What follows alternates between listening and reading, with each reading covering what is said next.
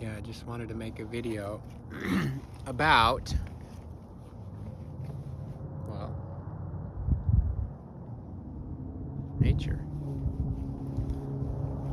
about whatever arises.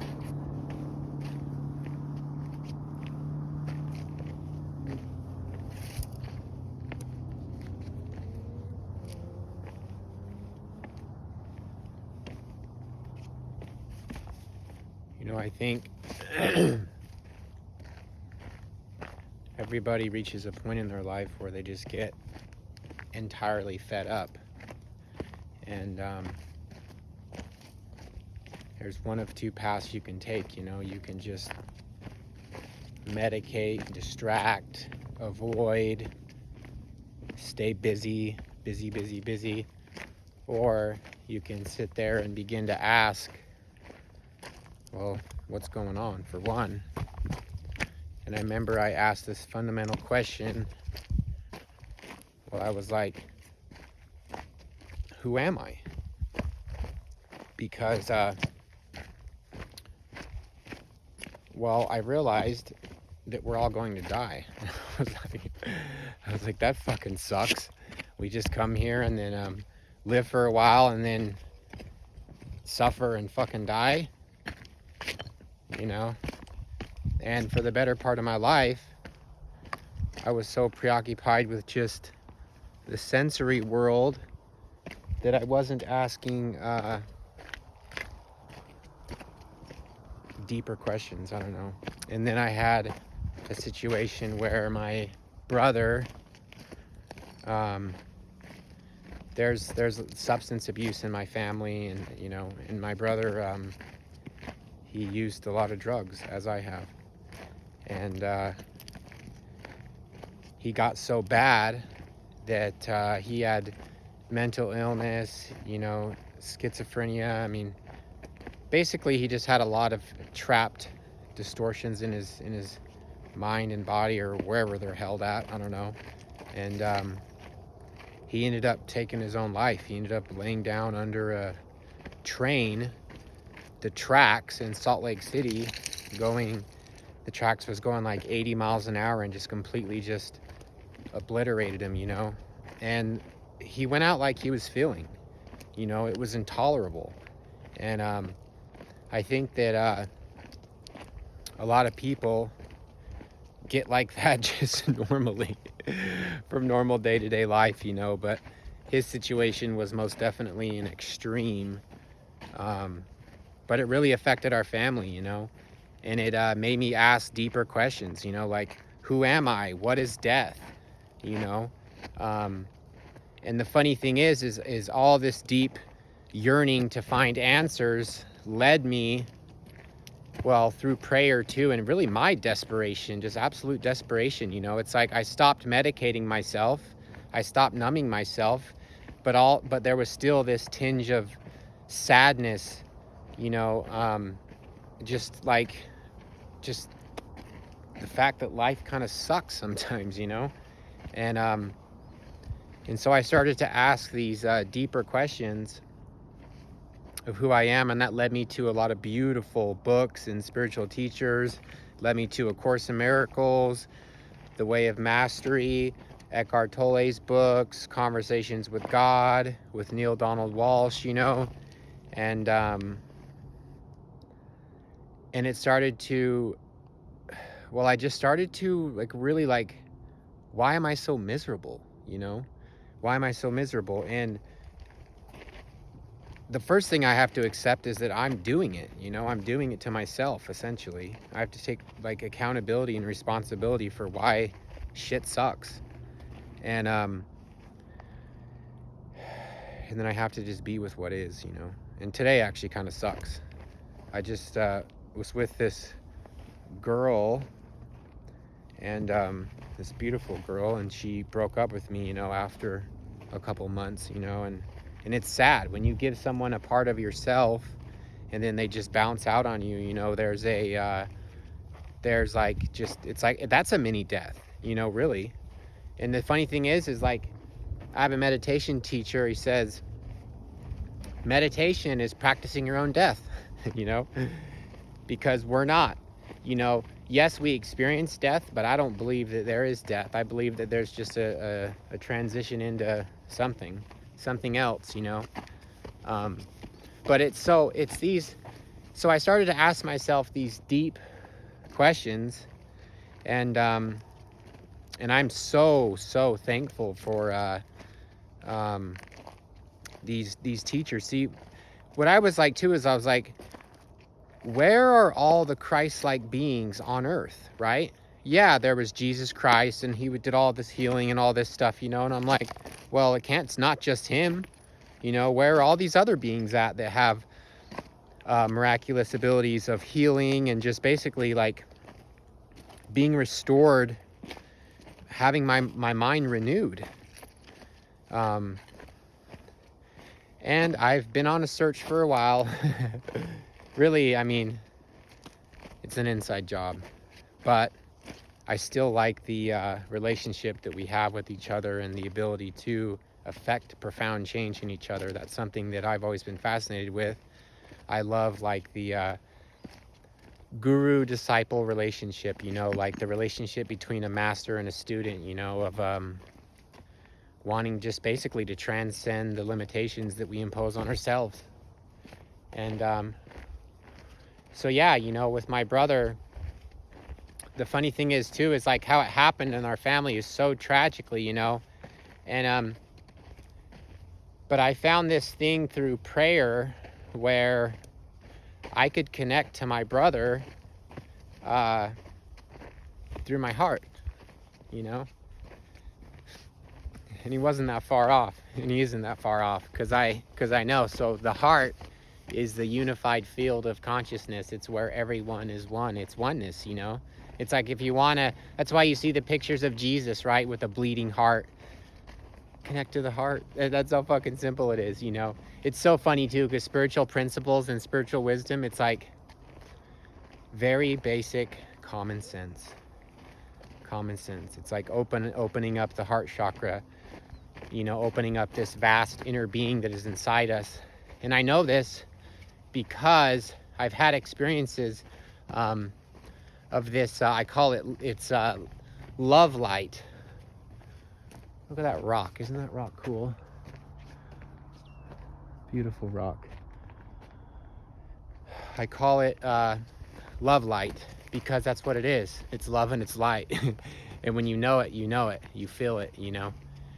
And yeah, so I started to ask these deeper questions, you know. And plus I was unhappy. And I still am unhappy, honestly. I have moments where I get like a daily reprieve from myself, you know. Then I attend 12-step meetings, and, you know, and it's funny, I heard this the other day, and it was like, the 12-step program doesn't offer freedom for yourself, it offers freedom from yourself. And I thought that was funny, because it's so true, you know. It's like, you know, when I forget about myself, I'm okay. Things are okay, right? When I forget about my mental thought processes, you know, for a minute, like for now, just walking, moving, talking, it helps me to get outside of myself and yeah. But yeah, so basically to me, man, it's about how to open the heart. How to open the heart to receive the light, you know. Because the angels of our better nature, they're just a phone call away. Always and forever, they're with us, you know. And I think when I think of angels, I think of angles of light, because angels sounds a lot like angles, right? So that's what it is. It's light codes. It's codes of light that carry with them information. And that's what the heart, see, the heart has its own intelligence. The heart is extremely, you know, the love. Have you ever been in a loving state? When you're in a loving state, does anything go wrong? No, not usually. When you're in a loving state, you intuitively know how to do everything, right? And that's why a lot of my focus has been on opening my heart, finding ways to open my heart. And then just asking deeper questions, you know, like thinking about the suffering of the world, you know, how I can maybe contribute to, you know, not doing that so much. And I've had to deal with my own stored trauma, fear, intense fear, loneliness, sadness. Just, yeah, it's been rough. It's been rough for me, you know. For a lot of years I self-medicated, and I just went down this path. It was like, oh my God, man, if I could have known what I know now. But hey, you know, this is the life path I chose, so now I got to live with it. But I'm fascinated with different modalities of healing, like true healing, you know. And healing really is just raise your vibration, you know. Raise your vibration by doing simple acts, simple small acts, little small increments of little successes, you know, that lead over time to something big.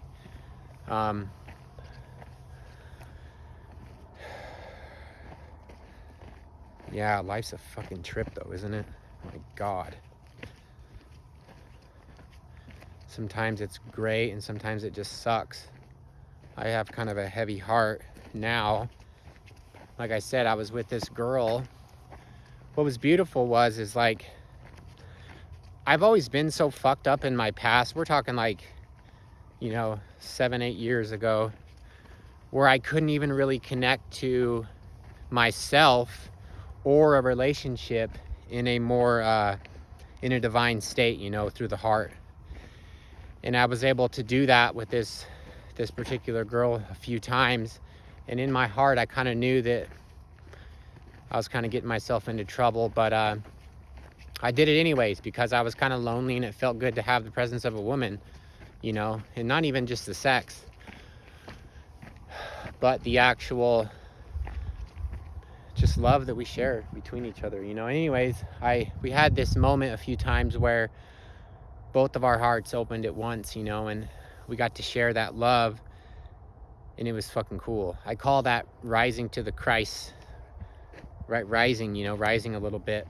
And we both met there a few times, and she said something kind of funny. She was like, wow, I didn't know someone could meet me there. And we did for a second, you know, and then yeah, it didn't work out. We had our own trauma, and I had our own shit that kind of got in the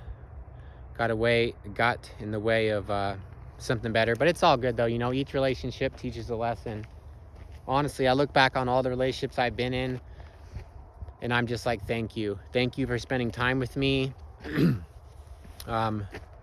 Just grateful. I'm grateful that I got the opportunity to like hang with somebody. I'm hanging with a fellow, like, that's the thing too, is you have to realize that everyone you see is God, you know. And so when you can make that connection with somebody, you know, see, the ego mind blots that all out. It blots out the sunlight of spirit, you know. But on occasion, when you're looking for it, you can find it, and you see it as light, and you see it in their eyes, you know. And it's beautiful. It's beautiful, you know. It's like Jesus said, we are the light of the world, you know. And it's true, we are. It's beautiful when we can light up. Even when we can't, you know, we're still awareness, and awareness is as vast as infinite space. That's what's funny too, is the body that we inhabit is simply a limit on the unlimited, right? So, and this is why I'm so grateful for spiritual teachers that actually have climbed to the mountaintop, so to speak, and they're speaking from this place of pure awareness, pure love, you know. And that's what they basically say, is everyone's included. The body of Christ is everyone, right? So, but we each get to take our path, and that leads to God knows where. I don't know. God knows. That's another thing too, is God knows and I do not. I can only relate to what is in my direct experience, and my direct experience is very limited. I know very little, and I know that. But what I do know is when the spirit of grace comes upon me, I can connect to light, and that feels good. And through humility and through just trying to do my best, you know. I think we all are.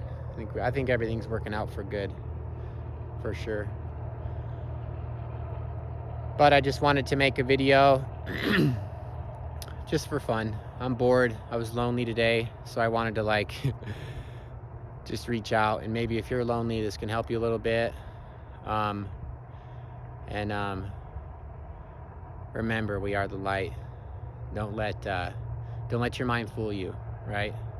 See, this world will teach you that we're so small and the world's so big, you know, and I think that the entire opposite of that is true.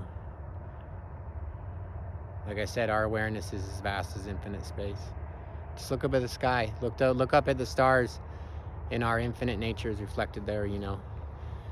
And this love that we can feel in our hearts, well, there's a lot more of it to come. So God bless. Love you.